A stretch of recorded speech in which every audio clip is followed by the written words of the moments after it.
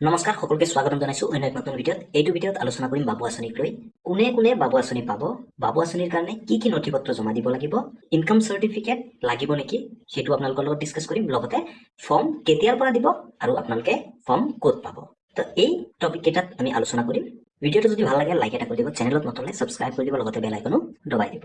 তেন্তে প্ৰথম কুৱেশ্যনটোলৈ আগবাঢ়ো। কোনে কোনে বাবু আঁচনি পাব আৰু কিমানকৈ পাব? তো আজি মুখ্যমন্ত্ৰী হিমন্ত বিশ্ব শৰ্মা ছাৰে ঘোষণা কৰিছে যে বাবু আঁচনি অতি সোনকালে আহি আছে আৰু এই আঁচনিৰ বিষয়ে কিছু কথা কৈছে।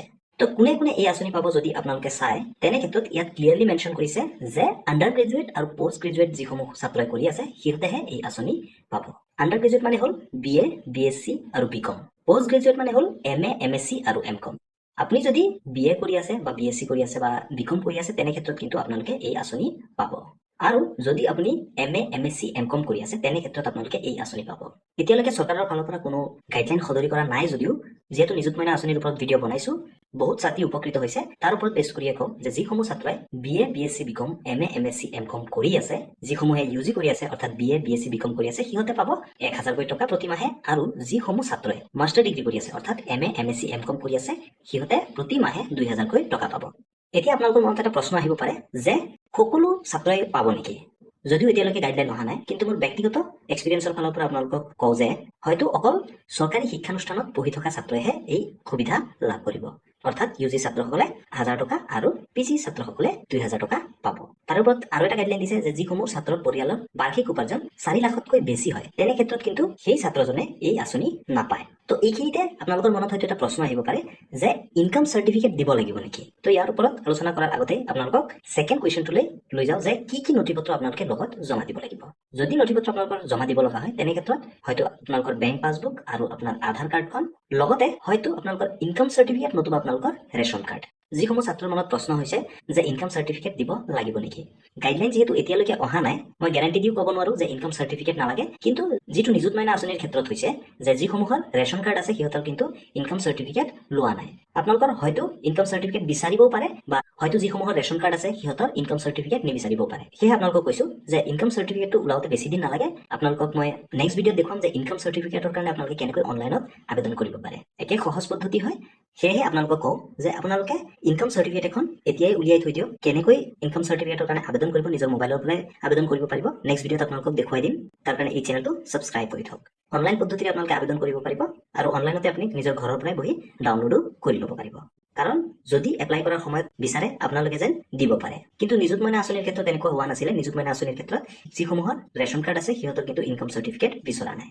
সেইকাৰণে মই আপোনালোকক চিয়ৰিটি ক'ব নোৱাৰো যে ইনকাম চাৰ্টিফিকেটৰ সলনি ৰেচন কাৰ্ডটো দি আপুনি কাম কৰিব পাৰিব।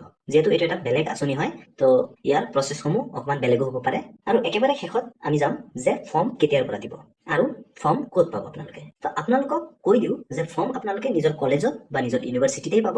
আপোনালোকে কোনো অফিচত যোৱাৰ দৰকাৰ নাই। মাথো আপোনালোকে কলেজত ৰেগুলাৰ হ'ব, কলেজৰ লগত জড়িত থাকিব, কলেজৰ আপডেটসমূহ চাব। যেতিয়াই ফৰ্ম সিহঁতে বিতৰণ কৰে আপোনালোকক জনাই দিব। এই কেইদিনতে আপোনালোকৰ ফৰ্ম পাই যাব, যিহেতু ফেব্ৰুৱাৰী 1 তাৰিখৰ পৰা আপোনালোকৰ পইচাটো দিয়া আৰম্ভ কৰিব। সেয়েহে আপোনালোকে এইকেইদিন কলেজত এক্টিভ থাকিব। ফৰ্মসমূহ যেতিয়াই বিতৰণ কৰে আৰু আমাৰ হাতত আহি পৰে, আমি ডেফিনেটলি আপোনালোকৰ কাৰণে এটা ভিডিঅ' লৈ আনিম যে কেনেকৈ আপোনালোকে ফৰ্ম ফিল আপ কৰিব। আৰু ফৰ্ম ফিল আপ কৰোঁতে অতি সাৱধানেৰে আপোনালোকে ফিল আপ কৰিব। কাৰণ নিযুত মইনা আঁচনিৰ যিসমূহ ছাত্ৰী আছে সিহঁতৰে বহুত ছাত্ৰীৰ কিন্তু একাউণ্টত পইচা সোমোৱা নাই, বহুত অসুবিধাৰ সন্মুখীন হৈ আছে। সেয়েহে আপোনালোককো কৈছো আপোনালোকে ফৰ্মখন ফিল আপ কৰোঁতে কিন্তু বহুত সাৱধানেৰে ফিল আপ কৰিব। আমি এই চেনেলত ভিডিঅ' লৈ আনিম, ষ্টেপ বাই ষ্টেপ কেনেকৈ আপোনালোকে ফৰ্মখন ফিল আপ কৰিব লাগিব দেখুৱাই দিম, যেন আপোনালোকৰ যি এপ্লিকেশ্যন প্ৰচেছ হয় সেইটো যেন ভুল নোহোৱাকৈ শুদ্ধভাৱে আপোনালোকে জমা দিব পাৰে। আৰু এটা কুৱেশ্যন হয়তো আপোনালোকৰ মনত জাগিব যে আপোনালোকে ফৰ্মখন ল'ব যাওঁতে কি কি ডকুমেণ্টছ দেখুৱাব লাগিব। তো এইখিনিতে আপোনালোকক কৈ দিওঁ। তো তাৰ কাৰণে আপোনালোকে আপোনালোকৰ এডমিশ্যন ৰিচিপ্ট নহ'লে আপোনালোকৰ ID কাৰ্ডটো হয়তো কলেজে বিচাৰিব পাৰে। সেয়েহে এই দুটা বস্তু আপোনালোকে ৰেডি ৰাখিব। ডেফিনেটলি কলেজে আপোনালোকক ফৰ্মখন দি দিব আৰু ফৰ্মখন দি দিয়াৰ লগে লগে আপোনালোকে ফিল আপ কৰি নিদিব, অকণমান ধৈৰ্য ধৰিব, ভিডিঅ' অহালে অকণমান বাট চাব। যেতিয়াই ভিডিঅ' দিম আপোনালোকে চাই ধুনীয়াকৈ ফিল আপ কৰি জমা দি দিব। আপোনালোকক আকৌ এবাৰ কৈ দিছো যে যিসমূহ ছাত্ৰই UG কৰি আছে সিহঁতে পাব 1000 টকাকৈ প্ৰতি মাহে, যিসমূহ PG কৰি আছে সিহঁতে পাব 2000কৈ প্ৰতি মাহে। আৰু এটা বস্তু ক্লিয়াৰ কৰি দিওঁ যে যিহেতু এতিয়ালৈকে মুখ্যমন্ত্ৰী হিমন্ত বিশ্ব শৰ্মা ছাৰে সেইখিনি কথা উল্লেখ কৰা নাই। বহুত কমেণ্ট আহি আছে যে হায়াৰ ছেকেণ্ডেৰীত পঢ়া ছাত্ৰসকলে পাব নেকি। তাৰ ওপৰত মই ক'ম যে হায়াৰ ছেকেণ্ডেৰীত পঢ়া ছাত্ৰসকলে হয়তো নাপায়। বা আৰু কিছুমান কমেণ্ট এনেকুৱাও আহিছে যে যিসমূহ ডিষ্টেন্স মোডত মাষ্টাৰ ডিগ্ৰী কৰি আছে বা ডিগ্ৰী কৰি আছে সিহঁতে পাব নেকি। আপোনালোকক মই কওঁ যে এতিয়ালৈকে যিহেতু মুখ্যমন্ত্ৰী হিমন্ত বিশ্ব শৰ্মা ছাৰে তাৰ বিষয়ে একো কোৱা নাই, সেয়েহে হয়তো আপোনালোকে নাপাব পাৰে, হয়তো আপোনালোকে ইয়াৰ বাবে যোগ্য নহয়। অকল মোৰ ব্যক্তিগত এক্সপিৰিয়েঞ্চৰ ফালৰ পৰা আপোনালোকক কওঁ যে হয়তো অকল ৰেগুলাৰ আৰু চৰকাৰী শিক্ষানুষ্ঠানত পঢ়া ছাত্ৰসকলেহে এই আঁচনি পাব। যিসমূহ প্ৰাইভেট কলেজত বা প্ৰাইভেট ইউনিভাৰ্চিটিত পঢ়ি আছে সিহঁতেও হয়তো এই আঁচনিটো নাপায়, বা যিসমূহ ছাত্ৰই অসমৰ পৰা বাহিৰত পঢ়িছে সিহঁতেও হয়তো এই আঁচনিটো নাপায়। হয়তো আপোনালোকৰ মনত আৰু এটা প্ৰশ্ন হ'ব পাৰে যে BEd বা DLEd কৰি থকা ছাত্ৰসকলে পাবনে নাই, বা যিসমূহ ছাত্ৰই হায়াৰ ছেকেণ্ডেৰীত স্কুটি পাইছে অৰ্থাৎ ডক্টৰ বাণীকান্ত কাকতি এৱাৰ্ড পাইছে সিহঁতে এই আঁচনি পাবনে নাই। ইয়াৰ এনচাৰটো যদি মই দিবলৈ যাওঁ যে মুখ্যমন্ত্ৰী হিমন্ত বিশ্ব শৰ্মা ছাৰে BEd আৰু DLEdৰ কথা একো উল্লেখ কৰা নাই যিহেতু, সেয়েহে এইটো এটা অনিশ্চয়তা বুলি ক'ম। কাৰণ কমপ্লিট গাইডলাইন নহালৈকে আমি ফিক্সকে ক'ব নোৱাৰো। যেতিয়া গাইডলাইনটো আহিব ডেফিনেটলি এটা ফুল ভিডিঅ' ডিটেইলছত আপোনালোকৰ কাৰণে লৈ আনিম। আশা কৰোঁ আপোনালোকে বুজি পাইছে, আপোনালোকৰ মনত যি ডাউট আছিলে সেইটো মই ক্লিয়াৰ কৰিব পাৰিলোঁ। বাবু আঁচনিক লৈ আৰু ভিডিঅ'সমূহ লৈ আনিম যে ফৰ্মখন দিয়াৰ আগে আগে আপোনালোকে বেংকৰ একাউণ্টত কি কৰিব লাগিব বা চেক পোৱাৰ পিছত আপোনালোকে কি কৰিব লাগিব, সকলোবোৰ আপডেট এই চেনেলত পাই থাকিব। তাৰ কাৰণে চেনেলটো ছাবস্ক্ৰাইব কৰি দিব। ভিডিঅ'টো ভাল লাগিলে লাইক এটা কৰি দিব, চেনেলত নতুনলৈ ছাবস্ক্ৰাইব কৰিব, লগতে বেল আইকনো দবাই দিব। ধন্যবাদ। জয় আই অসম।